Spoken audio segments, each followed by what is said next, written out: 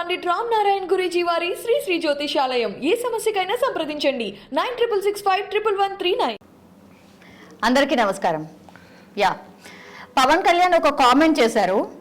YCP నేతలు తెలంగాణ ప్రజలకి క్షమాపణ చెప్పాలి అంటూ కామెంట్ చేశారు. ఏ సందర్భంలో చేశారు ఏంటి కనుక్కుందాం. మనతో పాటు ఉన్నారు పొలిటికల్ అనలిస్ట్ చింత రాజశేఖర్ గారు. సార్ నమస్తే. సార్ నమస్తే. సార్, ఎందుకు all of sudden Pawan Kalyan వచ్చి ఇలాంటి కామెంట్ ఎందుకు చేశారు? అదే సామెత ఉంది, దొంగలు పడ్డ 6 నెలలకి పవన్ కళ్యాణ్ వస్తారని. చింతమనేని ప్రభాకర్ వచ్చేసేసి ఎంఆర్ఓ మీద దాడి చేస్తే 2015లో, పవన్ కళ్యాణ్ వచ్చి 2018లో ఎమ్మెల్యే మీద ఎట్లా దాడి చేస్తామని 3 సంవత్సరాలతో అడిగినారు. అట్లాగే హరీష్ రావు గారు ఒకనొక సందర్భంలో మెదక్లో అనుకుంటా మాట్లాడుతూ, మీకు ఆంధ్రాలో ఓటు ఎందుకు, తెలంగాణ ఓటు ఎందుకు, తెలంగాణ బాగుంది కదా ఇక్కడే ఉండొచ్చు కదా అని ఒక మాట అనటం జరిగింది. ఆ తర్వాత పరిణామ క్రమంలో విశాఖపట్నం స్టీల్ ప్లాంట్ ప్రైవేటీకరణ అంశంలో మేము కూడా పాల్గొంటామని కేటీఆర్ గారు అంటాం. ఆ తర్వాత వైసీపీ మంత్రులు ఈ హరీష్ రావు గారికి, కేటీఆర్ గారికి వాళ్ళు రాజకీయంగా సమాధానాలు మాట అనుకున్నారు. ఇక్కడ తెలంగాణ ప్రజలని ఆంధ్ర మంత్రులు ఏమనలేదు, ఆంధ్ర ప్రజలని హరీష్ రావు గారు ఏమనలేదు. ఇనిషియేషన్ ఎటు వచ్చిందంటే ఇక్కడ ఏంటంటే, ఇక్కడ ఇవన్నీ ఎందుకు వస్తాయంటే, తెలంగాణలో బీఆర్ఎస్ ఇప్పుడు ఆంధ్రాలోకి ఎంట్రీ ఇవ్వాలని చూస్తోంది. ఒక తెలుగు పార్టీగా వాళ్ళకి ఇక్కడ స్కోప్ ఉంటే ఫస్ట్ అది ఆంధ్రాలోనే ఉంటుందని వాళ్ళ నమ్మకం, అది వాస్తవం కూడా.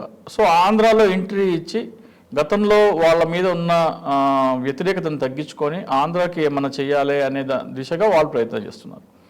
సో హరీష్ రావు అన్న మాటలు కొద్దిగా ఈ బీఆర్ఎస్ ఏపీలోకి ఎంట్రీ చేస్తున్న తరుణంలో హరీష్ రావు అనే మాటలు ఆ పార్టీకి ఇబ్బందికరం, బీఆర్ఎస్ పార్టీకి ఇబ్బందికరం, కానీ ఆంధ్ర పార్టీకి ఏమి ఇబ్బందికరం కాదు. ఆంధ్రాలో ఎంటర్ అవుదాం అనుకుంటున్న తరుణంలో మీకు అక్కడ ఓటు ఎందుకు, ఇక్కడ ఓటు ఎందుకు అంటే, రెండు కలిసే ఉన్నాము అనే దీంట్లో తీసుకెళ్లాల్సిందే అని మీరు అక్కడ ఇక్కడ అని మాట్లాడటం అనేది ఒక డివిజన్ హరీష్ రావు తీసుకొచ్చారు.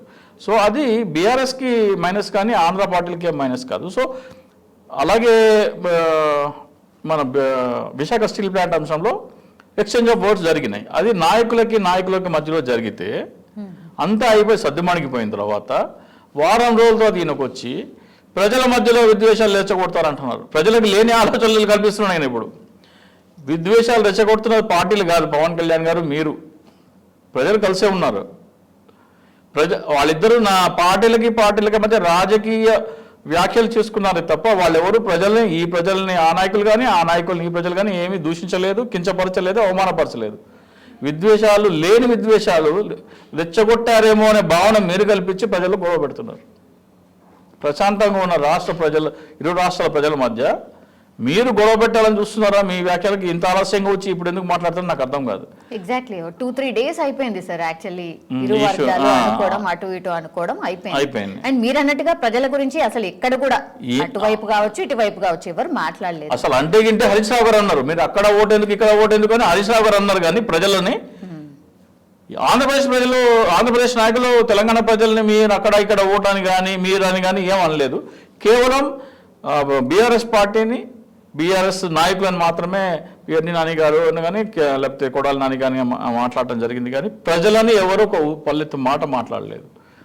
మీరు ఆ తెలంగాణలో ఉంటున్నారు కాబట్టి, మీ ఆస్తులన్నీ తెలంగాణలో ఉన్నాయి కాబట్టి, కేసీఆర్ గారు ఒక మాట అన్నారు, ఆంధ్ర మీకు అక్కడ ఓటు ఇక్కడ ఓటు ఎందుకని. ఆయన ఏం అనలేక, ఆ ధైర్యం లేక మీ రాజకీయ ప్రత్యర్థి అయిన వైసీపీని ఏదో అన్నారు కాబట్టి, దాంట్లో తప్పు లేకపోయినా కానీ వాళ్ళని తప్పున్నట్టు, లేదా మీరు 2023 ఎన్నికల్లో తెలంగాణలో పోటీ చేద్దామని ఆంధ్ర నాయకులను తిడితే వీళ్ళ తెలంగాణ ఓటు బ్యాంక్ ఏమైనా పెరుగుతుందని అనుకుంటున్నారేమో. తెలంగాణ ప్రజలు అంత పిచ్చోళ్ళేం కాదు పవన్ కళ్యాణ్ గారు. కానీ గతంలో కూడా మనము ఇంతకు ముందు వీడియోలో డిస్కస్ చేసినప్పుడు కూడా, అంటే ఇక్కడ పోటీ చేసే అంత ఇది కూడా ఏం లేదు, బికాస్ ఓన్లీ 6 months ఆఫ్ టైమే ఉంది, అసలు జనసేన పోటీ చెయ్యదు అనుకుంటున్న టైంలో ఎందుకని ఇంత ప్రేమ చూపించారు? అదే చెప్తున్నా కదా, ఇక్కడ ఎన్నికలు వస్తున్నాయి, 1-2 సీట్లు అడుగుదాము, ఎవరిస్తే వాళ్ళని. కేఏ పాల్ ఇచ్చినా కానీ పొత్తు పెట్టుకునే స్థాయి తెలంగాణలో పవన్ కళ్యాణ్ది. కేఏ పాల్ మీరు కొన్ని సీట్లు ఇవ్వండి అని అడిగే పరిస్థితి. ఎందుకంటే ఆంధ్రలో ఉన్నంత సినిమా పిచ్చి తెలంగాణలో లేదు. సినీ వ్యామోహం కానీ, వ్యక్తి పూజ కానీ, లేకపోతే ఈ కుటుంబాల పరంగా ఆదరణ కానీ, ఇప్పుడు మన దగ్గర కుటుంబాల పరంగా ఎన్టీఆర్ గారి పిల్లలు కానీ, చిరంజీవి గారి కుటుంబానికి కానీ ఆదరణ వచ్చినట్టు అమితాబ్ బచ్చన్ పిల్లలు అక్కడ సక్సెస్ కాలేదు. ఇది కేవలం ఓన్లీ పాసిబుల్ ఇన్ ఆంధ్ర. ఇంత ప్రేమ చూపెడుతున్నారు కాబట్టి మేబీ పవన్ కళ్యాణ్ పోటీ చేయొచ్చేమో. ఎక్కడ తెలంగాణ నుంచా? తెలంగాణ నుంచి డిపాజిట్ కూడా రాదు. అక్కడ ఆంధ్ర కనీసం డిపాజిట్ వచ్చింది కానీ ఇక్కడ డిపాజిట్ కూడా రాదు. మొన్న నీట్కి వెళ్ళినప్పుడు ఆయనకు బ్రహ్మరథం పట్టిండ్రు సార్ స్టూడెంట్స్. యూత్ ఆయన వైపు ఉన్నట్టున్నారు మేబీ. మీరు ఆంధ్రాలో చూడొచ్చు రెస్పాన్స్ను, తెలంగాణలో రెస్పాన్స్ చూడండి. చాలా డిసిప్లిన్గా ఉన్నారు నీట్ విద్యార్థులు. సీఎం అని అంత పెద్దగా నాకేమైతే వినపడలేదు. నీట్ డిసిప్లిన్గానే ఉన్నారు. ఆంధ్రాలో అయితే టోటలీ డిఫరెంట్గా ఉంటుంది. సో తెలంగాణలో పవన్ కళ్యాణ్ ఎక్కడ పోటీ చేసినా కానీ డిపాజిట్ కొట్టదు, రాసి పెట్టుకోండి. స్వయంగా పవన్ కళ్యాణ్ పోటీ చేసినా డిపాజిట్ రాదు. జనరల్ సెక్రటరీ అయ్యిండ్రు కదా మొన్న నాగబాబు, మేబీ ఆయన పోటీ చేస్తారేమో. ఆయన పోటీ చేస్తే అసలు ఇంకేం చెప్పాలి. పవన్ కళ్యాణ్కి దిక్కు లేనప్పుడు ఆయన ఒక జనరల్ సెక్రటరీ అధ్యక్షుడిగా లేనప్పుడు ఇక ఆయనకేం వస్తాయి పరిస్థితులు. సో తెలంగాణ ఎన్నికలు పట్టుకుని పెట్టారా ఏదైతే పెట్టారో కానీ దయచేసి పవన్ కళ్యాణ్ గారు లేని విద్వేషాలు, లేని మంట రాజేసి ప్రజల మధ్య విద్వేషాలు ఉన్నాయని, లేదా ఆంధ్ర నాయకులు తెలంగాణ ప్రజల మధ్యలో విద్వేషాలు పెడుతున్నారని లేని ఆలోచనలకు చేసి చూపించకండి. మీ రాజకీయ స్వార్థం కోసం దయచేసి ఆ పని మాత్రం చేయబాకండి. సో దాంట్లో ఆయన అంటూ ఏమన్నారంటే, హరీష్ రావు గారు ఎందుకు అన్నారో ఏమన్నారో అది పక్కన పెడదామన్నారు. అసలు స్టార్ట్ చేసింది హరీష్ రావు గారు. మీకు అక్కడ ఒక ఓటు ఇక్కడ ఒక ఓటు ఎందుకు, ఇక్కడే ఉండండి, ఇక్కడ అంతా బాగుంది కదా అన్నదే హరీష్ రావు గారు. దాన్ని పక్కన పెట్టేయాలంట. హరీష్ రావు గారు అన్నదానికి ఆంధ్ర మంత్రులు హరీష్ రావుని కౌంటర్ చేస్తే తెలంగాణ ప్రజలు అన్నట్టు ఎట్లా అవుతుంది?